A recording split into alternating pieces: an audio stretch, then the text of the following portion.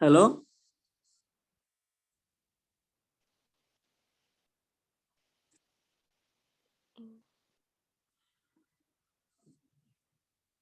Bagaimana kok ditanya kok diam saja sih?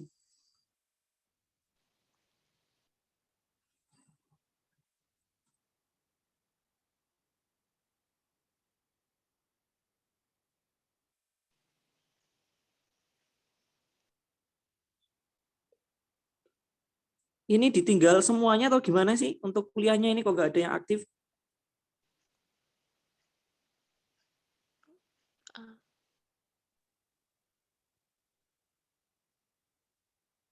Halo? Oke, Iya, ikut Halo, Bapak. Pak. Iya, Pak. ya kita bahas UTS-nya. Kalau tidak ada feedback-nya saya nggak tahu.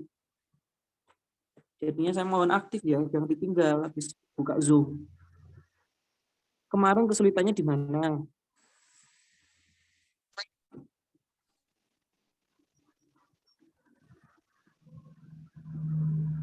Di bagian pilihan ganda atau IC-nya?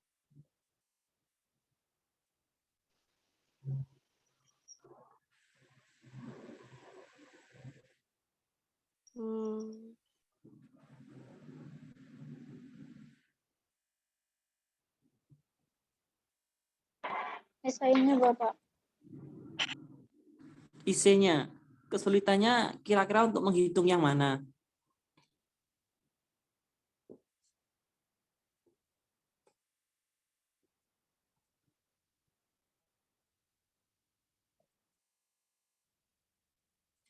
Di PPT kan sudah ada. Kira-kira apakah masih kesulitan dengan melihat contoh?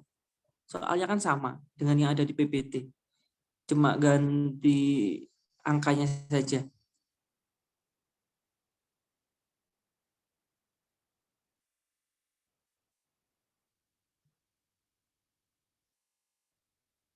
Baik, kalau misalkan tidak ada yang dibahas, saya langsung saja menjelaskan terkait dengan manajemen piutang saja.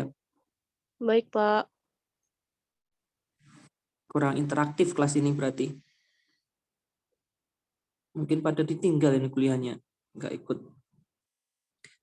Baik, pada manajemen piutang, kita akan mempelajari tentang apa sih?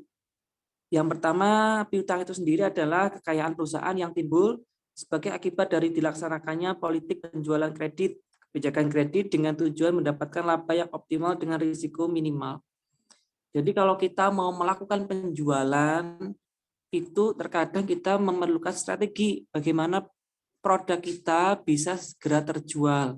Salah satunya yaitu dengan menggunakan sistem piutang atau kredit. Jadi pembayarannya di akhir. Pada umumnya, ini hal yang wajar pada perusahaan-perusahaan manufaktur atau perusahaan-perusahaan beroperasional. Karena selain dari modal yang terbatas, itu juga bisa meminimalkan kas yang keluar dengan kas penerimaan kas. Jadinya bisa mengimbangkan kas juga.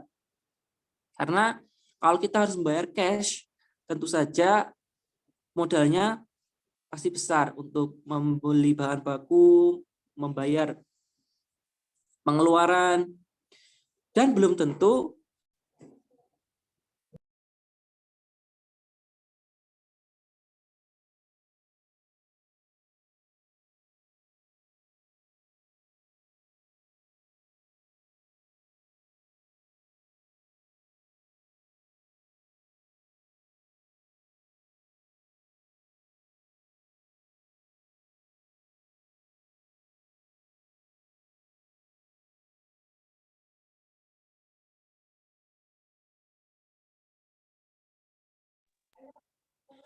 jadi kalau kita membayar cash secara penuh, otomatis kita harus mengeluarkan dana yang lebih besar.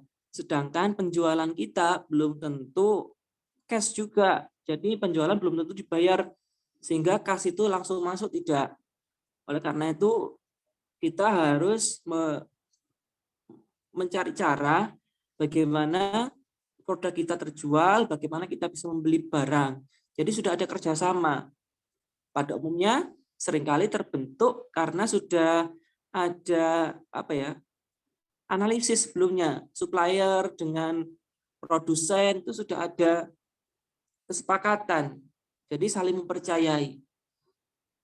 Oleh karena itu, oh iya nanti batas waktu pembayarannya berapa minggu setelahnya, sistemnya bagaimana, itu bisa diatur.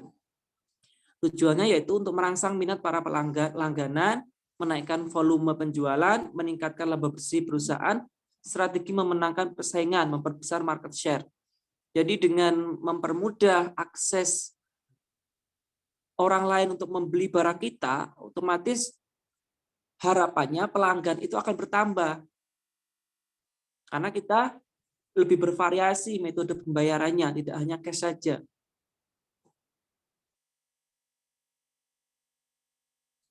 Sehingga timbulnya piutang itu adalah pada umumnya perusahaan menjual hasil produksinya secara kredit, kemudian melahirkan piutang dagang, penagihan piutang melahirkan kas. Hubungan antara piutang dengan kas adalah sebagai berikut, yaitu kas untuk pembelian bahan baku, maka akan masuk ke persediaan barang jadi, penjualan. Penjualan itu sistemnya cash dan piutang.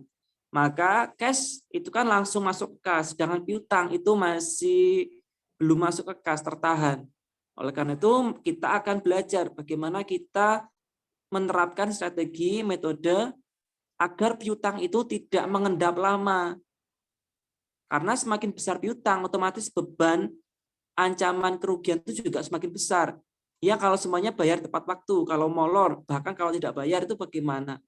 Maka kita harus menerapkan beberapa metode agar piutang itu dapat kembali segera menjadi kas.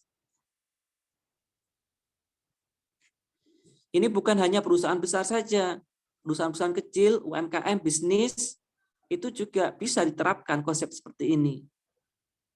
Jadi teman-teman itu mindset-nya bukan untuk, oh ini manajemen keuangan ini hanya untuk perusahaan-perusahaan besar. Tidak, salah besar. Tapi di mana ada perputaran uang, di situ bisa kita kelola dengan secara profesional. Risiko penjualan kredit, yang pertama tidak terbayarnya piutang. Nah ini bagaimana kalau piutangnya tidak bisa ditagih? Karena kadang istilahnya itu yang utang lebih galak daripada yang menghutangi. Solusinya menyediakan cadangan dana, bad debt, piutang yang tak tertagih.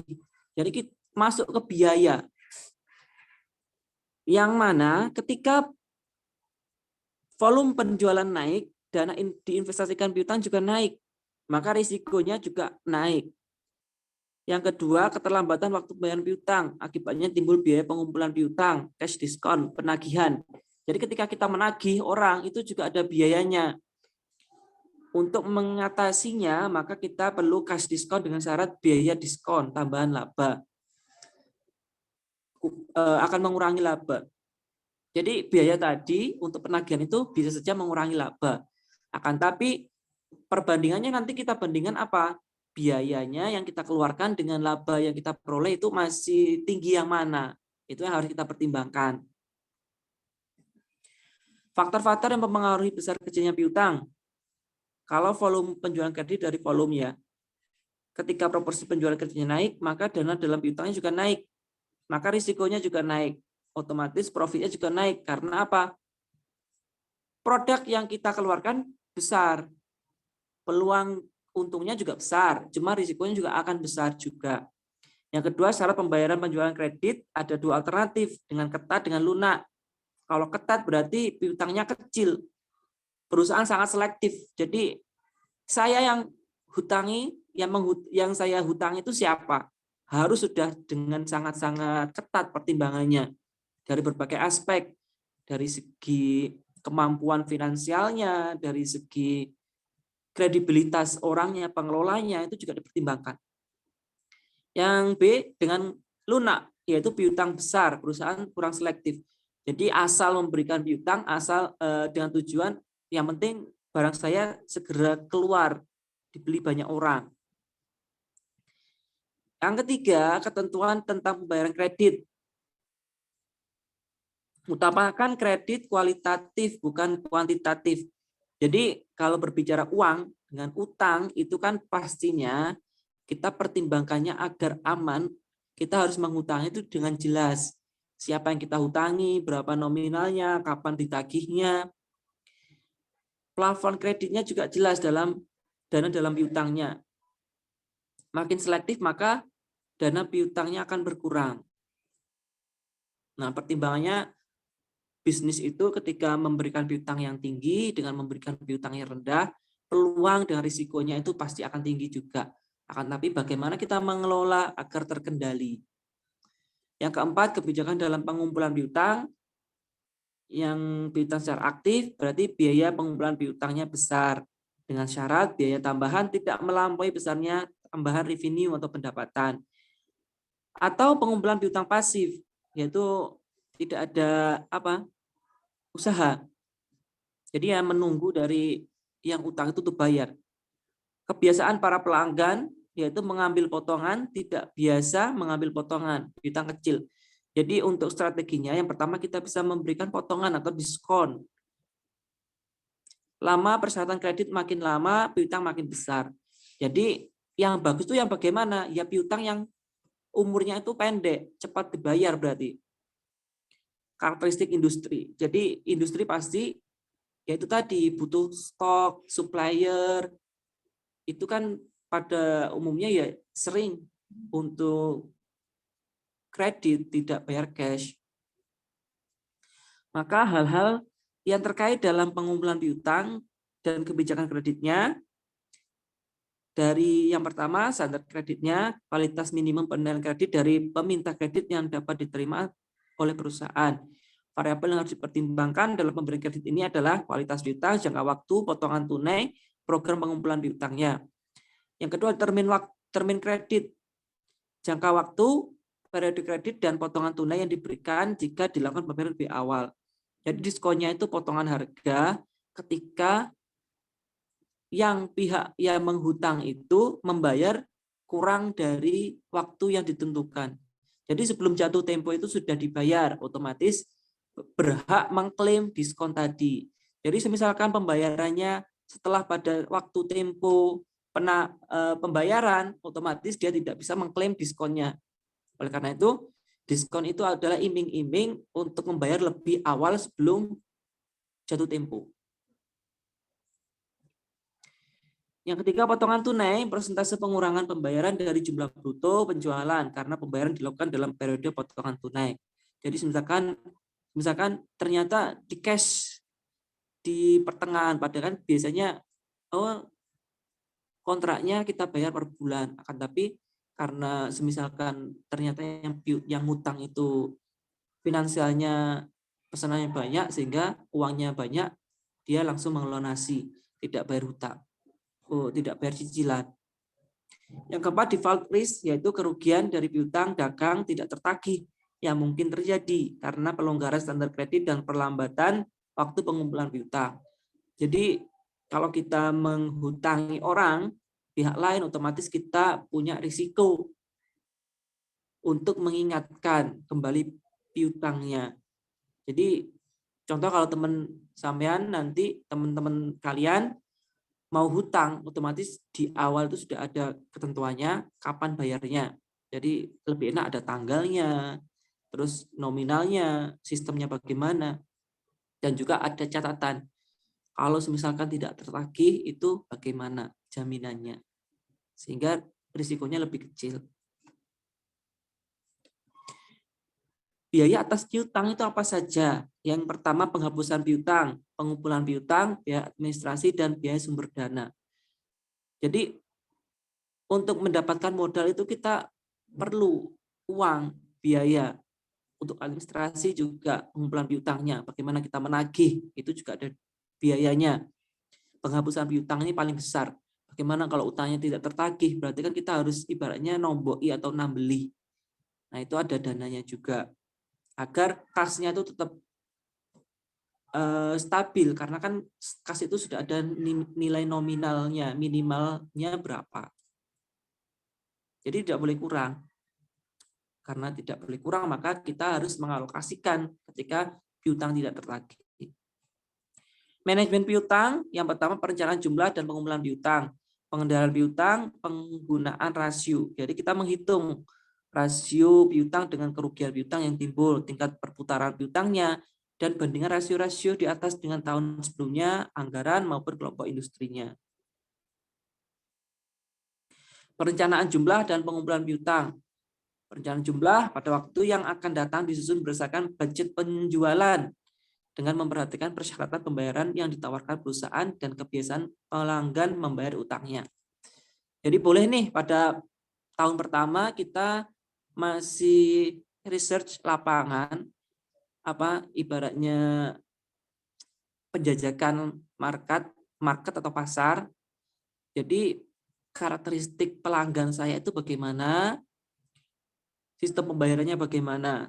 Oleh karena itu pada tahun kedua kita akan bisa merencanakan, mulai membuat strategi. Oh, pelanggan saya ternyata sukanya bayar cash, maka saya tidak perlu untuk menawarkan pembayaran kredit. Oh, ternyata pelanggan saya banyak yang kredit, otomatis dan berapa persen yang tidak bayar, berapa persen yang terlambat, berapa persen yang membayar sebelum jatuh tempo, itu sudah harus ada catatannya. Maka kebijakan yang diambil itu tepat. Yang kedua, besarnya rencana piutang akan berpengaruh dari sejumlah risiko piutang berupa piutang tak tertagih yang diestimasikan oleh perusahaan. Bagi kita sebagai manajer untuk mengelola keuangan, otomatis kita akan memperkirakan, mengestimasi cadangan tidak tertagih itu berapa. Nah, patokannya pada bulan sebelumnya. Oh, bulan saat ini sekitar 50 juta. Otomatis cadangan kerugian pada tahun depan itu ya minimal 50 juta. Jadi persentase tertinggi tidak tertagih pada periode-periode sebelumnya. Pengendalian piutang, penyaringan pelanggan, penentuan risiko kredit, penentuan potongan-potongan, pelaksanaan administrasi, penentuan ketentuan dalam menghadapi penunggak. Jadi sudah ada strateginya. Bagaimana kalau utang, bagaimana menagihnya. Jadi kalau dalam bisnis kan ada hitam di atas putih, itu yang paling penting. Meskipun dari keluarga sendiri ya. Analisis kualitatif kebijakan kredit. Nah, itu kita lihat dulu jejak rekor penghutangnya. Kita harus analisis. Kira-kira orang ini punya utang kemana saja. Itu harus Anda tahu juga. Lebih bagus. Karena oh punya utangnya di sini besar. Sedangkan sering nunggak atau bahkan belum bayar sama sekali sampai saat ini. Maka kita sudah bisa meminimalisir, oh ternyata orang ini kurang bagus untuk diutangi. Penilaian calon pembeli. Nah, ini ada karakter, capacity, capital, collateral, dan condition.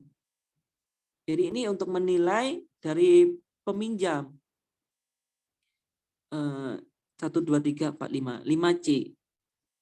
5C, kelayakan peminjam. Langkah-langkah penentuan risiko kredit, penentuan batas tertinggi risiko kredit, misalkan pada 5 tahun terakhir itu ternyata 6%, maka 6% ini adalah risiko kredit tidak tertagih yang dipakai. Mengadakan klasifikasi pelanggan, ini pelanggannya bagus, pelanggannya kurang bagus, pelanggannya sangat kurang. Jadi yang sangat kurang ini seleksinya harus ketat. Oh, harus saya analisis dari mana dulu kemampuannya dari orang lain. Kan kalau bank terkadang sebelum meminjamkan uangnya, otomatis dia survei lapangan, tanya tetangganya, ini kira-kira orang ini bener gak di sini, asetnya ini, terus usahanya ini, dan lain sebagainya. Karena apa? Kalau tidak kita analisis, kita studi lapangan, kita cek, bisa saja jaminannya ternyata palsu, dan lain sebagainya. Atau usahanya tidak ada. Seleksi pelanggan tetap. Jadi prioritaskan pelanggan-pelanggan yang tetap. Pelanggan-pelanggan tetap itu lebih potensi untuk tertagihnya lebih besar daripada macetnya. Beberapa cara pengawasan piutang. Ada satu rasio rata-rata periode pengumpulan piutang atau Days Sales Outstanding atau DSO adalah periode dari penjualan kredit terjadi sampai penjualan tersebut dibayarkan. Periode pengumpulan ingin melihat seberapa lama piutang dagang terbayar. Perhitungan dilakukan dengan menghitung penjualan harian rata-rata sebagai berikut. Jadi kita hitung penjualan harian rata-rata itu berapa. Total penjualan dibagi 365 hari, berarti 1 tahun. Bisa saja 365 atau bisa saja 360, tergantung dari konteksnya, keterangan deskripsi. Perputaran piutang. Perputaran piutang ini merupakan periode waktu terikatnya dana pada piutang. Kas, inventory, piutang, dan kas. Persediaan piutang ke kas. Periode perputaran piutang tergantung dari panjang pendeknya ketentuan waktu yang dipersyaratkan dalam syarat pembayaran kredit. Jadi perputaran piutangnya itu semakin cepat semakin bagus. Kalau semakin lama ya ternyata kembalinya ke kas juga lebih lama. Jadi berapa kali dalam setahun? Penjualan neto kredit adalah semua penjualan kredit sesudah dikurangi potongan-potongan. Rata-rata piutang dapat dihitung dari piutang awal neraca ditambah dengan piutang akhir pada neraca akhir dibagi 2. Rata-ratanya juga bisa dicari. Pengumpulan piutang, rata-rata pengumpulan piutangnya berapa hari. Jadi dari dikeluarkan sampai kembali itu berapa hari sih? 365 bisa 360. Tingkat perputaran piutang berapa? Catatannya, literatur Amerika biasanya menggunakan 365 hari dalam 1 tahun. Average investment, investasi rata-rata dalam piutang menunjukkan besarnya dana dalam piutang dalam 1 kali perputaran. Jadi 1 kali perputaran itu berapa nominalnya? Maka kita bisa cari total cost sales, jadi penjualannya berapa, biaya penjualannya, dibagi receivable turnover, RTO. Ini yang kemarin ya berarti. Cost of marginal investment, yaitu tambahan biaya sebagai akibat adanya tambahan dana dalam piutang. Cost of marginal investment dapat dihitung dari rumus ROI, return of investment dikali marginal investment. Kalau marginal dicari dari average investment, T1 berarti saat ini dikurangi average investment T0, T sekarang dikurangi T sebelumnya. Jadi pada periode tahun berapa? Berarti dikurangi pada tahun sebelumnya.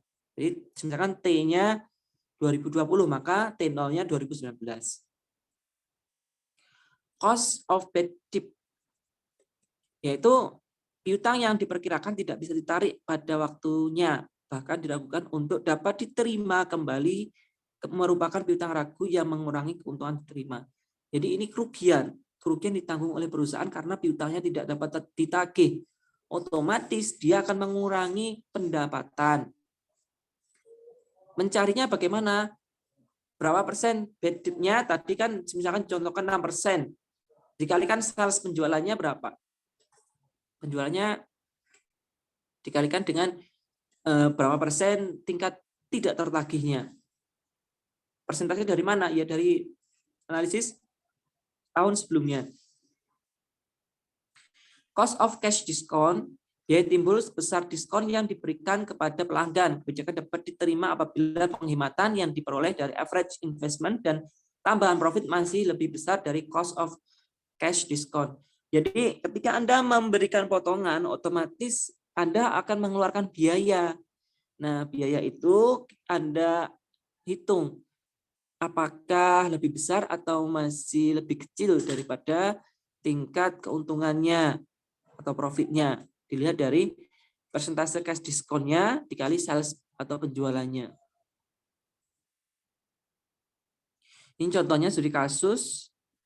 Jadi penjualan bersih, piutang awal tahun, piutang akhir tahun, rata-rata piutangnya, piutang perputaran piutang, RTO, rata-rata pengumpulan piutangnya, average collection period. Maka pada hasil akhirnya ada. Masing-masing ini sudah dianalisis. Pengumpulan piutang, kegunaan hari rata-rata pengumpulan piutang itu untuk dari rata-rata pengumpulan piutang untuk menilai efisiensi dalam pengumpulan piutang. Efisien jika rata-rata pengumpulan piutangnya kurang dari waktu piutang yang telah ditetapkan. Jadi kita menetapkan batas maksimal pembayaran piutang itu misalkan 2 minggu. Otomatis sebelum 2 minggu itu yang dikatakan efisien. Jadi kalau misalkan melebihi dari waktu yang ditentukan tuh namanya inefisien.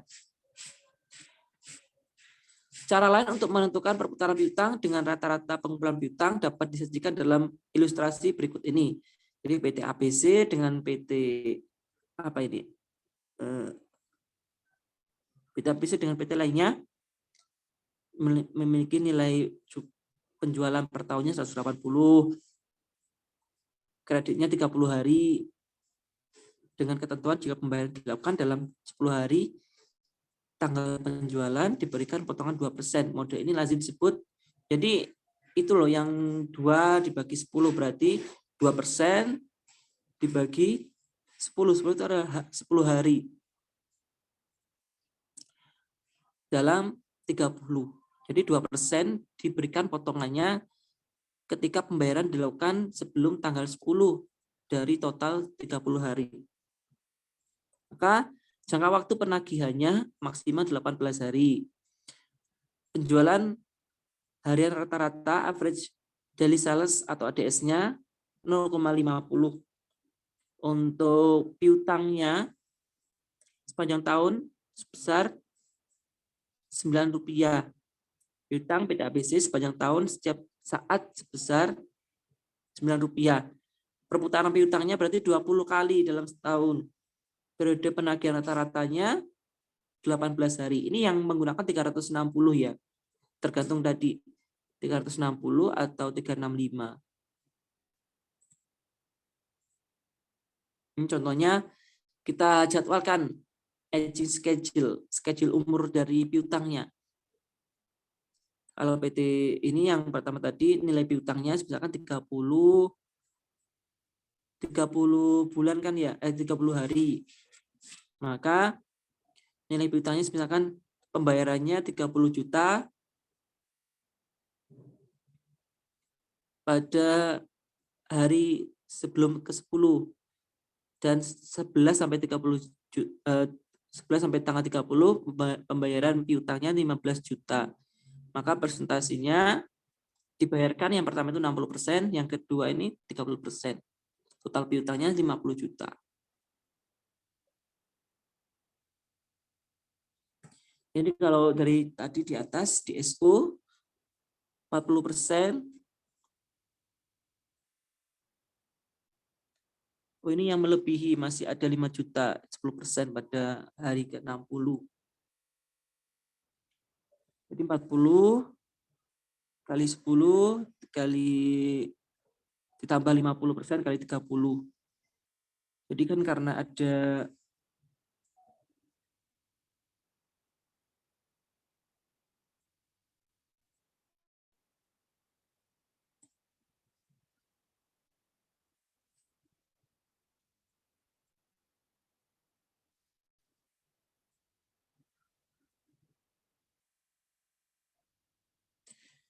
maka piutangnya ketemu DSO-nya 24. DSO piutangnya Rp16. 10 hari berbeda dengan yang 24 hari. Kalau untuk aging schedule-nya ini contohnya.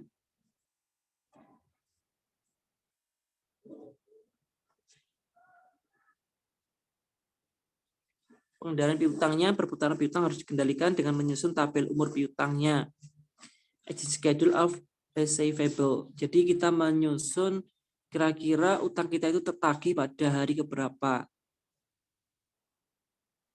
Kalau yang ini tadi PT ABC. Maka PT ABC lebih baik daripada PT ABK karena semua pelanggan membayar tepat waktu. 80% pada hari ke-10. Jadi pada hari ke-10 itu sudah 80%. Sisanya 20% membayar pada hari ke-30. Jadi sudah 100% pada hari ke-30. Sedangkan pada PT ABK tidak membayar tepat waktu. Ada yang jadi telat sampai 2 bulan antara PT ABC dengan PT ABK.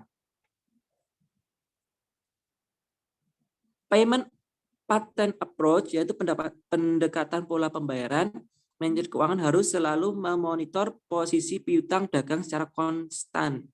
Pendekatan ini bertujuan menghilangkan pengaruh musiman yang tidak diperhitungkan pada DSO dan schedule umur. Pendekatan ini mempunyai keuntungan. Yang pertama, piutang dipecah ke dalam pola pengumpulan untuk bulan di mana penjualan tersebut muncul. Karena piutang dikaitkan dengan penjualan yang mengakibatkan piutang tersebut, maka piutang tidak tergantung dari penjualan. Jadi ilustrasinya seperti ini.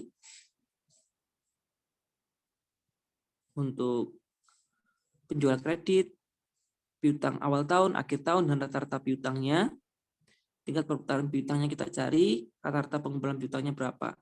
Maka kita dapat membandingkan dengan batas waktu pembayaran, rata-rata periode sebelumnya, dan juga rata-rata perusahaan lain yang jenis usahanya.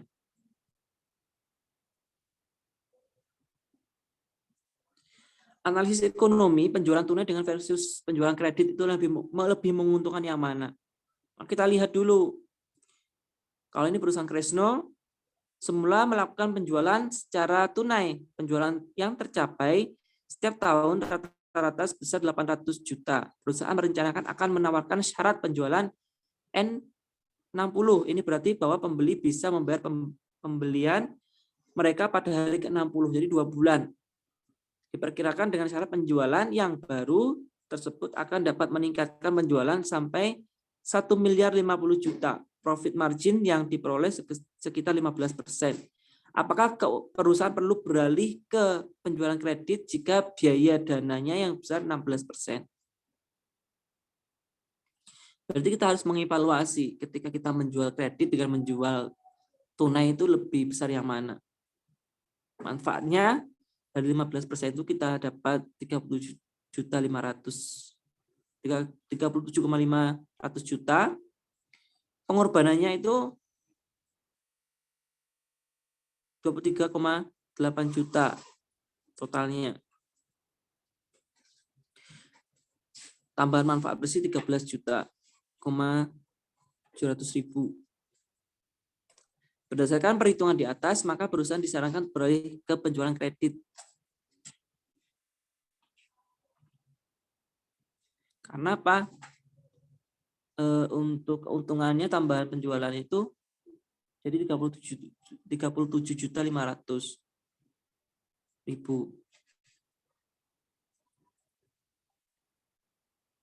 Contoh penjualan tunai menjadi penjualan kredit tanpa diskon. Jadi ada penjualan kredit dengan diskon dan penjualan kredit tanpa diskon. Ini contohnya yang tanpa diskon, berarti diskonnya 0. Jadi manfaat bersihnya berapa? Kita cari.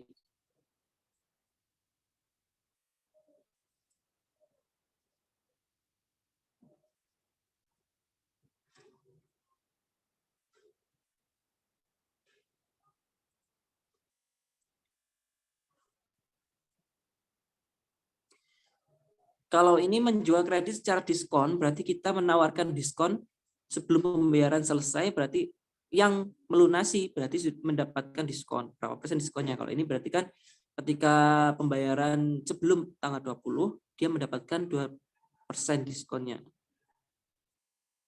Perkirakan 5% akan memanfaatkan diskon dan misalnya membayar pada hari ke-60. Kan lumayan kalau misalkan berapa miliar dapat dari 2%, sudah banyak.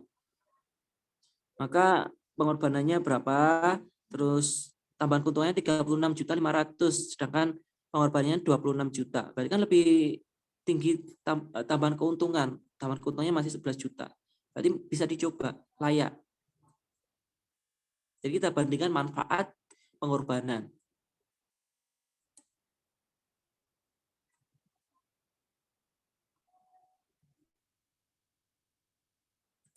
Contoh penjualan tunai menjadi penjualan kredit dengan diskon. Jadi kita akan merubah dari penjualan tunai menjadi penjualan kredit dengan diskon.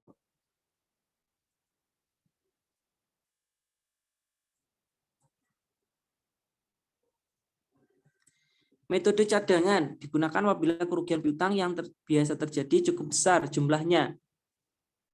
3 hal penting yang perlu diperhatikan dalam penerapan metode ini adalah Yang pertama, kerugian piutang tak tertagih ditentukan jumlahnya melalui taksiran dan ditandingkan atau match-kan dengan penjualan pada periode akuntansi yang sama dengan periode terjadinya penjualan.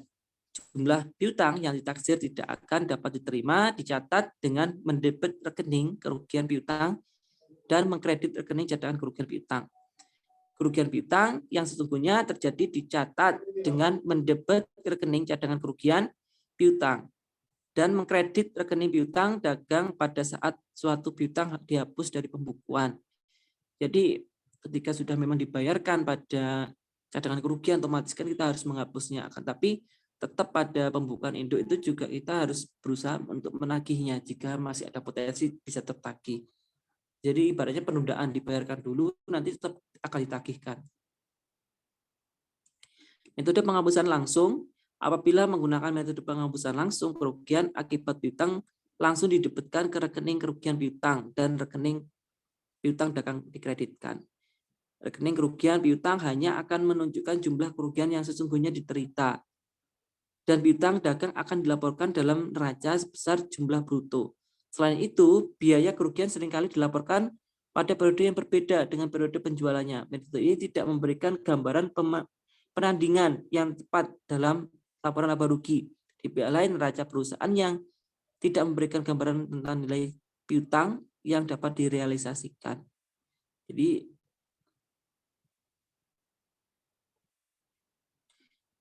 pada laporannya di akuntansi itu kita ketika piutangnya tidak tertagih, otomatis pembayaran diambilkan dari cadangan kerugian. Kalau teman-teman biasa lihat di yang paling banyak tingkat cadangan kerugian adalah perbankan, karena prosesnya operasionalnya kan simpan pinjam, otomatis ya risikonya tinggi terkait dengan kredit atau piutangnya, sehingga cadangan kerugiannya juga tinggi. Ini contoh saja untuk studi kasus. Baik, kira-kira apakah ada ditanyakan terkait dengan materi manajemen piutang? Silakan.